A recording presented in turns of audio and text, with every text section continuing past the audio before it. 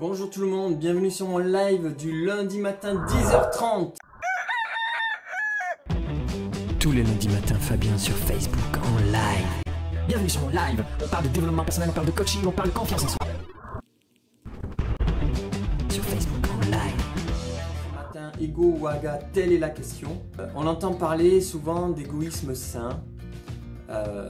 Il faut savoir avoir un bon égoïsme envers soi. Mais qu'est-ce que ça vaut?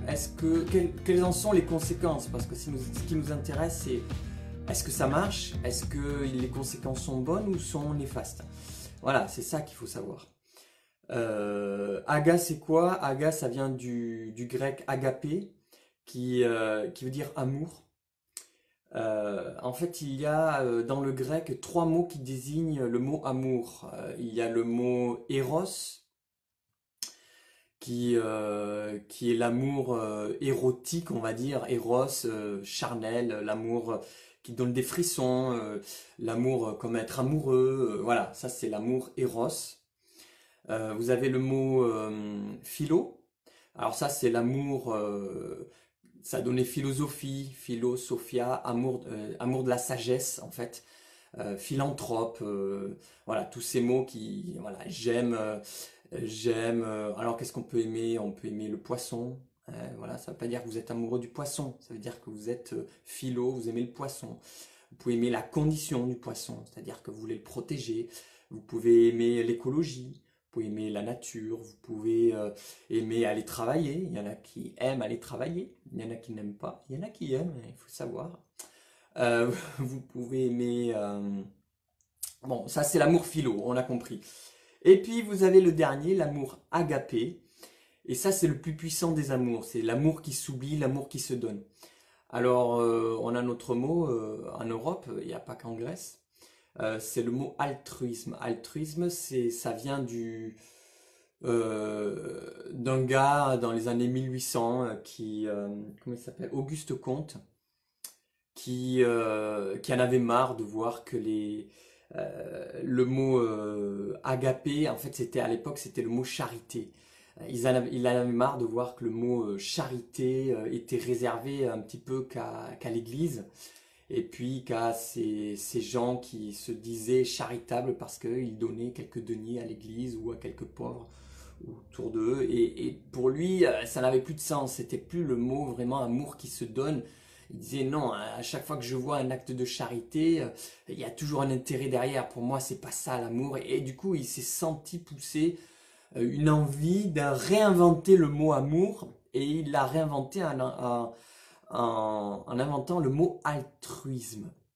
Et l'altruisme, c'est quoi? Aujourd'hui, on l'utilise encore beaucoup pour vraiment différencier un petit peu ouais, l'amour qui vient de la branche église et puis l'amour, voilà, comme si le monde séculier avait besoin de son mot, de réinventer son mot amour à lui. Et donc le mot altruisme a pris du sens et a fait vraiment succès parce que tout d'un coup on a redécouvert le mot amour dans l'altruisme, c'est-à-dire que je ne cherche pas mon intérêt. Et c'est ça le véritable amour agapé, c'est je ne cherche pas mon intérêt. C'est-à-dire que je donne quelque chose à l'autre, je suis tourné vers l'autre en m'oubliant moi-même. Ça, c'est l'altruisme. Sauf que bon, aujourd'hui, le mot altruisme, après 200 ans, a recommencé, on va dire, à perdre de son sens et on parle maintenant d'altruisme intéressé.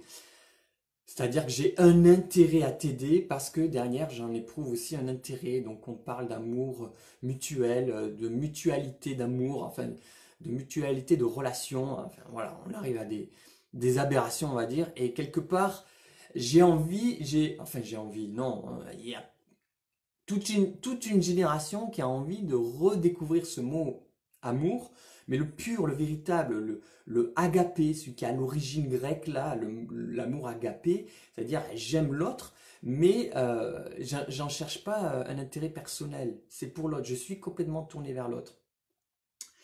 Eh bien, c'est ce que je décris dans mon e-book, le cœur aga.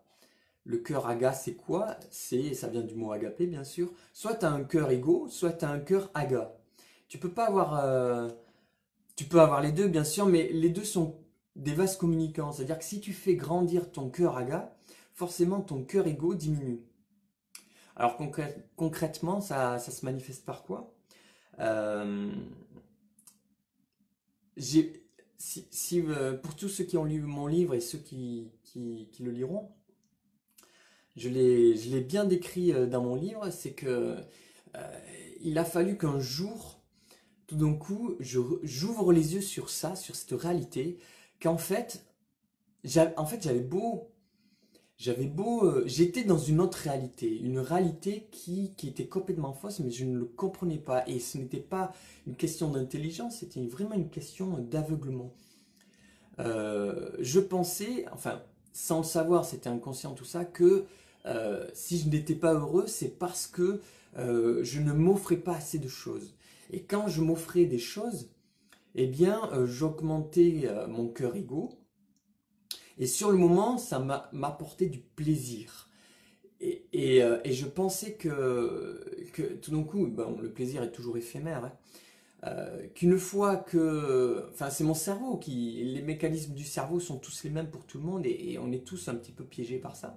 Le cerveau, il va nous dire, bon, si le plaisir s'est arrêté, si tu, tout d'un coup, es dans une phase de déprime, les vacances sont terminées, le plaisir s'est arrêté, il faut retourner au boulot, il y a une forme de déprime qui est là, eh bien, c'est parce que le cerveau, il va te dire, c'est parce que tu as eu des plaisirs, mais tu n'en as pas eu assez. Il faut en refaire, il faut en redemander. Alors, on va reprogrammer les vacances, on va reprogrammer un apéro avec les copains, on va reprogrammer les choses qui nous font plaisir, si c'est un super jeu vidéo entre potes, si c'est, je sais pas moi, c'est voilà, des trucs. Mais ça change rien. J'étais complètement dans cet aveuglement. Il a fallu que d'un coup, il y ait comme un éclair dans ma vie qui tombe, qui me foudroie, et d'un coup, je fasse waouh, ça y est, j'ai pigé. Et j'ai commencé à inverser la vapeur. C'est-à-dire que j'ai commencé à faire grandir mon cœur aga au détriment de mon cœur égo. Et là, j'ai commencé à vivre quelque chose de puissant que je n'avais pas compris avant. C'est-à-dire que j'ai commencé à comprendre que plus je faisais augmenter mon cœur aga, donc diminuer mon cœur égo, et plus j'augmentais mon bonheur, mon bien-être, ma joie de vivre. Et là, je me dis, mais comment j'ai pu vivre toutes ces années sans piger ce principe tout bête? Ben voilà, c'est comme ça. C'est des fois, il nous faut être complètement foudroyé. Il y a des gens qui témoignent et qui sont tout d'un coup, qui passent pas loin de la mort, qui voient le tunnel avec au bout la lumière. Et quand ils reviennent, ils changent complètement de vie. Ils sont complètement bouleversés, ils changent d'amis, ils changent de fréquentation, ils changent d'habitude de vie. Ce qui était important avant ne l'est plus, ce qui n'était pas important avant le devient. Tout est là-dedans en fait. Voilà, c'est pour ça que je voulais vous partager un petit peu. Alors on parle aussi d'égoïsme sain. Égoïsme sain, j'aime pas trop ce terme parce que il y a le mot égoïsme dedans et quelque part c'est un petit peu anoblir quelque chose de mauvais. Voilà, j'aime pas. Voilà, c'est comme le mot ouah, c'est une tuerie. Je veux dire, ceux qui ont véritablement vécu une tuerie, je pense qu'ils le disent plus. Hein, même s'il y a quelque chose de t'as fait un bon gâteau, tu le manges, c'est une tuerie ton gâteau. Je veux dire, il y a quelque chose de positif, mais quelque part, quand tu as vécu vraiment la tuerie, je peux te dire que tu le dis plus. Tu dis, waouh, c'est merveilleux, c'est énorme, c'est délicieux, mais tu dis plus c'est une tuerie parce que tu n'as plus envie d'anoblir un mot qui a une connotation mauvaise derrière toi. Eh bien, le mot égoïsme sain, c'est un peu pareil. J'ai pas envie de. C'est pour ça que je préfère parler de cœur aga. Et alors l'égoïsme sain c'est quoi? Pourquoi il y en a qui parlent d'égoïsme sain? Parce qu'ils se sont rendus compte que finalement il y a des gens qui souffrent parce qu'ils n'ont pas développé assez d'amour propre, assez d'amour, d'estime de soi, assez d'amour pour eux-mêmes et ils sont tellement tournés vers les autres qu'ils s'en oublient eux-mêmes. Alors ces gens s'ils sont dans la souffrance en vivant ces choses-là, c'est que c'est pas de l'aga. Ça peut pas être de l'aga, puisque l'aga amène du bonheur. Donc si tu t'es tourné vers les autres, que tu te donnes vers les autres, mais que c'est à ton détriment, c'est pas de l'aga. Quelque part, c'est une forme d'égoïsme. C'est-à-dire que tu te tournes vers les autres parce que tu veux avoir l'approbation des autres dans ce que tu fais. Il y a un mécanisme comme cela qui est peut-être un petit peu inconscient ou conscient. Et ce qui fait que ça ne marche pas. Donc on parle d'égoïsme sain, on dit ben, sois un peu égoïste pour toi, arrête de te tourner vers les autres et pense un peu à toi, prends soin de toi. Eh bien moi j'appelle pas ça de l'égoïsme sain, je préfère appeler ça toujours encore de l'aga. C'est-à-dire que quand tu fais grandir ton cœur aga et tu fais diminuer ton cœur égo, tu vas apporter à ton cœur, à ta personne, un bien comme si ta personne était en face de toi dans le même champ que les autres personnes. Et c'est-à-dire que ta personne mérite, comme les autres personnes qui sont autour de toi, la même attention que tu fournis aux autres. Parce que ton cœur aga, il est comme ça. Ton cœur aga doit se tourner vers les autres et tu fais partie des autres. Et quand tout d'un coup tu fais partie des autres, c'est là que tout d'un coup tu réalises que eh bien, ta personne aussi est importante et que tu as besoin d'en prendre soin. Et donc dans ce cas-là, c'est plus de l'égoïsme. C'est je me donne pour ma propre personne. Alors que l'égoïsme, c'est je m'en fous de ma propre personne. C'est-à-dire que je veux rien construire dans ma propre... Je veux pas construire du bonheur à ma propre personne. Si ma propre personne veut un plaisir, je lui donne parce que je m'en fous d'elle.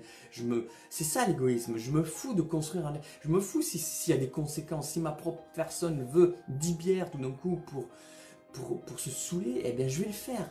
Parce que je me fous de ma propre personne, je me fous des conséquences que ça peut engendrer et je me fous de son bonheur. Ça, c'est de l'égoïsme. Mais si tout d'un coup tu deviens aga pour ta propre personne, tu vas réfléchir autrement. Tu vas dire, est-ce que ça c'est bon pour ma propre personne? Non. Donc ça, j'élimine. Et je veux vraiment du bon pour ma propre personne. Voilà, donc ça c'était la réflexion sur le cœur égo et le cœur aga. Plus on fait grandir son cœur aga et bizarrement, plus on augmente son bonheur. C'est comme ça, je ne l'ai pas inventé, c'était là bien avant que je naisse. Ça sera là bien après ma mort. C'est une loi qui est là dans la nature, qui est ainsi faite et on n'y peut rien. On est obligé de composer avec. Soit on l'ignore et dans ce cas-là, on fonce bêtement dans la vie et puis on en oublie les principes qui régissent la vie. Et dans ce cas-là, on peut se planter et on peut pleurer et se faire mal parce qu'on ne comprend pas qu'il y a cette loi qui est là, qui agit. Ou alors soit on décide de bon, il y a cette loi qui est là, on n'y peut rien, bah on va composer avec. Parce que mon but c'est quoi? C'est d'augmenter mon bonheur. Mon but c'est que je sois heureux. Et plus je me tourne vers les autres, avec moi qui en fais partie bien sûr, et plus j'augmente mon cœur aga, plus je diminue mon cœur égo, et plus j'augmente mon bonheur. Voilà. Alors, concrètement, c'est pas facile d'augmenter son cœur aga et de faire diminuer son cœur égo. Eh bien, ce qui m'a aidé personnellement, c'est que depuis 2015, j'ai mis en place des petits exercices dans ma vie quotidienne. Et j'ai essayé de changer des tout petits détails de ma vie quotidienne. Par exemple, dans mon dressing, je me suis mis à aligner parfaitement mes jeans, mes pantalons, parce que je sais que ça plaisait à ma femme. Voilà, ça c'est un tout petit détail, tout bête, hein, mais je l'ai fait. Et en faisant cela, je sais que j'augmente dans mon cerveau quelque chose, parce qu'il y a forcément on est confronté à un agacement, mais quand on répète dans les thérapies cognitivo-comportementales, on dit qu'en répétant 21 fois la même action, le cerveau l'intègre et ce n'est plus un phénomène d'agacement, mais ça devient un phénomène habituel, d'habitude, qui fait que c'est intégré. Par exemple, se laver les dents. Si vous étiez jamais lavé les dents de votre vie, que donc on vous dit c'est hyper important, tu dois te laver les dents 3 fois par jour, et bien je peux vous dire que vous serez agacé. Le cerveau sera agacé parce qu'il n'est pas habitué. Oh, à quoi ça sert? J'ai vécu sans, ça allait très bien. Ouais, mais tu pues de la bouche. Ouais, mais bon, j'ai réussi à vivre sans ça. Mais non, tu vas le faire. Et puis au début, tu seras agacé. Sauf que aujourd'hui, tout le monde se brosse les dents, on n'est pas agacé, c'est quelque chose de normal parce que c'est intégré par le cerveau, parce que c'est quelque chose qu'on a répété. Et bien voilà, pour augmenter son cœur aga, Il faut faire des actions qu'on n'a pas l'habitude de faire dans les petits détails de notre vie, changer des petits détails qui feront que on va augmenter un petit peu une forme de discipline en nous qui fait que le cœur aga va augmenter et le cœur égo va diminuer. Alors c'est progressif, ça peut prendre du temps, mais en faisant cela, je peux vous assurer que vous augmentez votre bonheur. Parce que le but de tout le monde, c'est d'augmenter son bonheur. Alors, il y en a qui disent, ouais, mais moi, je joue au loto, comme ça, si je gagne 1 million, c'est bon, mon bonheur sera augmenté. Je peux te dire que tu peux gagner 1 million, ça peut rien changer à ton bonheur. Alors, ok, imaginons, tu as gagné 1 million. Tu fais quoi? Bah, tu vas partir 3 semaines dans les Caraïbes, le truc que tu as toujours rêvé. Ok? Au bout de 3 semaines, tu te dis, bon, j'ai envie de rentrer à la maison, j'ai envie de faire des courses, de m'acheter du high-tech, de m'acheter une belle voiture et tout. Bon, tu rentres à la maison, tu t'achètes du high-tech, tu achètes une belle voiture, tu t'achètes les trucs que tu as toujours rêvé. Bon, tu as dépensé, ça y est, tu as claqué 200 000. Ça fait 3 mois que tu as gagné 1 million, tu as claqué 200 000. Tu fais quoi encore? Bah, je m'achète encore une maison, ouais, tu as claqué encore 500 000. Tu n'as plus que 300 000 dans la poche et là, tu te dis, mais qu'est-ce que je fais maintenant? Tu fais quoi? Tu es heureux? T'as claqué, t'es pas forcément plus heureux. Après, tu te dis, il va falloir que je gère les 300 000 qui me restent. Tu vas cogiter la nuit. Ça n'augmentera pas ton bonheur. Il y a des facilités qui seront là, mais ton bonheur n'augmentera pas. C'est faux. Si tu veux véritablement augmenter ton bonheur, il faut intégrer ce principe du cœur aga et du cœur égo. Et en faisant augmenter le cœur aga et diminuer le cœur égo, il n'y a que comme ça qu'on ne peut augmenter son bonheur. On n'y peut rien, c'est comme ça. Voilà, merci en tout cas pour m'avoir écouté en ce 11 novembre 2019, jour de l'armistice. Merci à tous, à très bientôt. Un dernier mot. Pour augmenter son cœur aga. Je vous ai parlé de petits exercices qu'on peut faire. Alors, il y en a qui prennent des coachs parce qu'un coach peut t'accompagner là où tout seul tu n'arriverais pas à faire parce que tu as besoin des fois de motivation, tu as besoin d'avoir une certaine pression derrière toi parce que sinon tu vas choisir la facilité. Ça, c'est normal. Le cerveau, quand il a le choix entre la difficulté et la facilité, il choisit la facilité. C'est pour ça que par exemple, tu prends un grand tennisman comme Federer. Est-ce qu'il a besoin d'un coach, Federer? Ben oui. Et pourtant, est-ce que son coach est plus fort que Federer? Non. Est-ce que son coach a besoin d'être super numéro 2, 3, 4 mondial? Non. Federer, il a besoin d'un coach parce qu'il sait que très bien que s'il est tout seul, il ne mettra pas la patate comme il la mettrait avec un coach. Parce que son cerveau va choisir la facilité. Et bien voilà, si tu veux augmenter ton cœur aga, tu peux prendre un coach. Je suis à votre service, bien entendu, qui va t'aider à établir des exercices pour atteindre un objectif, pour que tu puisses augmenter ton bonheur, ton bien-être et forcément celui des gens qui sont autour de toi, puisque si tu vis le bonheur, tu contamines les gens qui sont autour de toi, dans ta maison, dans ton travail, dans ton réseau associatif. Voilà, merci à tous de m'avoir écouté, à très bientôt, merci, c'était le live du lundi matin 10h30, ciao ciao.